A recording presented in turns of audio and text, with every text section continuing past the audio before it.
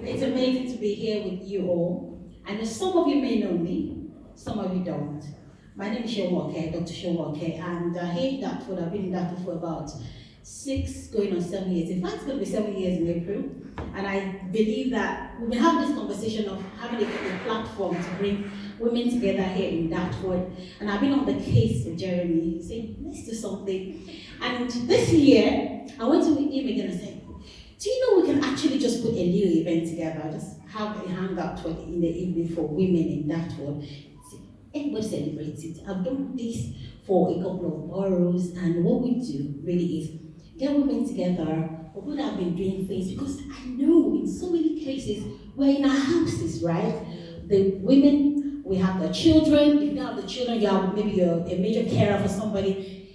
The statistics has that women are the major caregivers. And so who cares for us if we care for everybody? If we don't have time to come out and hang out, let our hair. I saw Stephanie there. She's got a 9-month-old baby and she's looking absolutely fantastic. Well done. I said to Sheun, it's amazing to come out tonight, and this is what we want to do every year. This year, title is Embrace Equity. Here in Dartford, we want to embrace more of equity, and so we want to celebrate your achievement, what you've done. And if you think, oh, I've not done anything, because we always have that imposter syndrome, say, oh, maybe I've not done enough. Simply being here, putting on your lovely shoes and the jeans and being here is an achievement to us. So give yourself a round of applause. Fantastic. You know, Jeremy was talking about all the smiles, everybody being in the house and in the room tonight, is because every year, just one day, when mostly on the 8th of the month of March, we have International Women's Day celebrated globally. So it's not just being celebrated here. On the 8th, it's everywhere. And this year's title says Embrace Equity. And what is that equity? We have in the United Kingdom, or even globally, almost 50-50 women and men. So if you have leadership positions, we need more women to come forward to be in those spaces. But in most cases, we don't see ourselves as the leaders that we are. But these are inner skills that we can own. And some of the things that I do is encourage women to come up for leadership, starting from any single walk of life. So many of us of our industries need more of us to come in, you know. And so I know some of you have been looking at my book. And so I wrote this about 7 years ago, actually. So it was my second published book.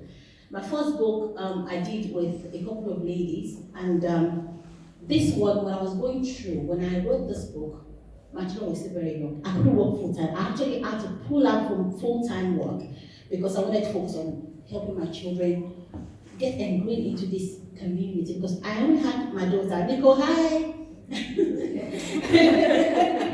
That's like a spotlight on her. But you know what? That's why we come for all these events, so that more women, more girls can see us being out there and stop shying away from the spotlight, because you were made for the spotlight. Please give yourself a round of applause. I'm gonna write this first book, right? I had my in-laws around, and they're like, oh, you're not talking to us. I'm looking at the children, I'm writing the book, I'm going to the community, supporting the community, and doing, well, I need to get this, I need to write this book. And when it was written, it's called The Ultimate Guide to Female Leadership.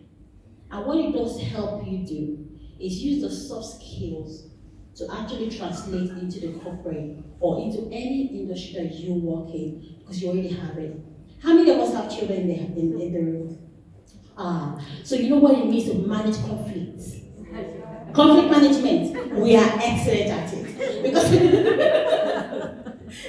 my first son, you know, at times I'm telling him, don't talk to my daughter like that. You have to treat her like an egg. You know, so many times that to bring people together, and all these skills are needed also in the corporate. Because if you can do it at home, you can do it anywhere else. So I'm just going to read part of this. And then we're going to open the floor for each one to come, tell us what you do, and it's just going to be a few seconds, maybe 30 seconds, and then we're going to have some munch, and that comes here. I love it. All right, so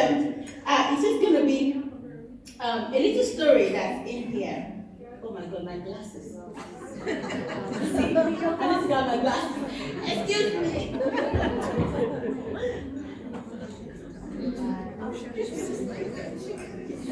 Pardon me, ladies. I didn't get my pair of eyes.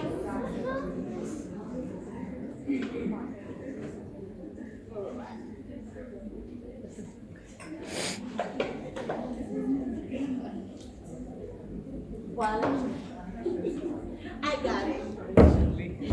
All right. So, it's just one of the chapters that I just wanted you to get. It talks about passion and passion for purpose. What makes us to make this happen today was passion, was because I refused to let Jeremy rest. Where is he? He has disappeared. So in chapter 6 of this, I just wrote a little bit about passion. Just listen to it. So anyone, passion for purpose, anyone can dabble, but once you've made that commitment, your blood asks the particular thing in it, and it's very hard for people to stop it. So ladies, as we embrace equity, you need to be passionate. What is your purpose? How can you find your purpose? One of the things I wrote about here. So when my friends and colleagues and clients describe me, it sounds like you're passionate. It is infectious. Have you ever been described this way? If not, then we have a task to get you there quickly. I believe life is short and should be lived on purpose, enjoying every second. Passion is one of the main ingredients that you must possess as a leader, as a female leader, to succeed in any endeavor, and especially as a leader. It is contagious. So whatever you do, be passionate. So one of the things that help the community do, aside from helping me, one of my mentors is here in politics, Councillor Cllr, Madam Mayor. Deputy Mayor, please come forward. Please come. Please come forward. Come forward. All right. Oh, thank you. God bless you, Tom. I remember the first time I came to Dartford, and I got a knock on my door, and this woman came visiting me. It was a warm welcome. Said, you were the mayor then, weren't you? Yeah. She was the mayor of Dartford. The mayor of Dartford came to my house to say hi, and she was so touchable, feelable. We would talk, we had conversations, and you know what? Dartford is a beautiful place to be. Dartford is a beautiful place to build a business or to be part of the political terrain, because we need also more women in leadership. And she told me, Sheun, we need people that are passionate like you to be part of our council. And so she encouraged me to actually step forward to stand as a councillor here in Dartford. She encouraged me. Do you have one or two words for her? I'm like you ladies. I'm not great. I haven't got a high-powered job, but I am a councillor. I have been lucky enough to be mayor twice. And all being well, I hope to be mayor after May. That we'll have to wait and see. But thank you all for coming. Thank you to Jeremy.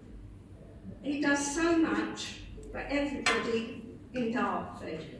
Dartford is wonderful. He doesn't deny it.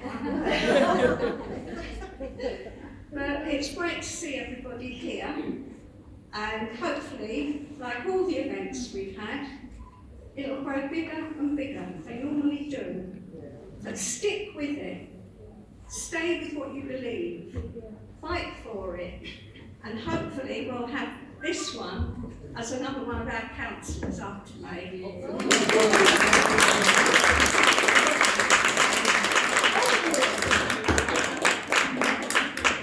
Good to have you. All right, No. Come on, Katie. All right. Meet Katie. She's going to have a few words for us. Thank you for having me today. So I'm Katie Henson, and I've been a resident of Dartford my whole life. I attended both Wilmington Grammar School for Girls and Dartford Grammar School, so it is a privilege to be here and to be invited by Dartford Council to such an important celebration. I am a newly qualified solicitor in the corporate department at Denton's UK and Middle East, and jumping straight into